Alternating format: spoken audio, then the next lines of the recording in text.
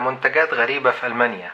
النهاردة أنا كنت ماشي في السوبر ماركت فلقيت المنتج ده، فاستغربت جدا بصراحة، فقلت أجيبه ونجربه. ده عبارة عن شوكو تشيبس، اسمه شوكو تشيبس، يعني شيبسي بالشوكولاتة. ما مستغرب الحكاية دي خالص، فمش عارف. تعالوا نشوف بقى ايه ده، طعمه حلو ولا وحش.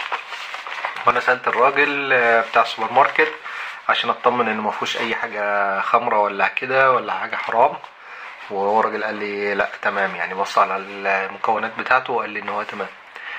الباكج زي ما انتم شايفين حاجة كده فخمة والوان روعة داخلة في بعضيها كده، الاسود مع الابيض وفي لمعان كده شوية، فهي العلبة شكلها فخيم يعني. تعال نفتح كده ونشوف الدنيا بتقول ايه.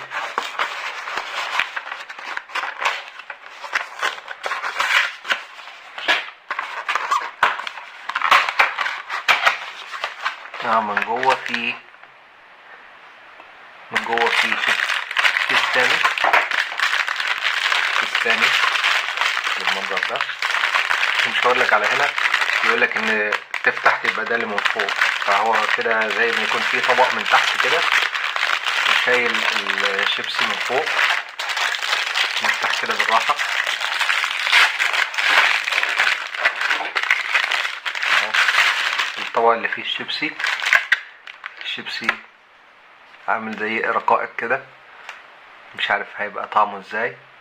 زي ما احنا شايفين، نشوف كده. بسم الله الرحمن الرحيم.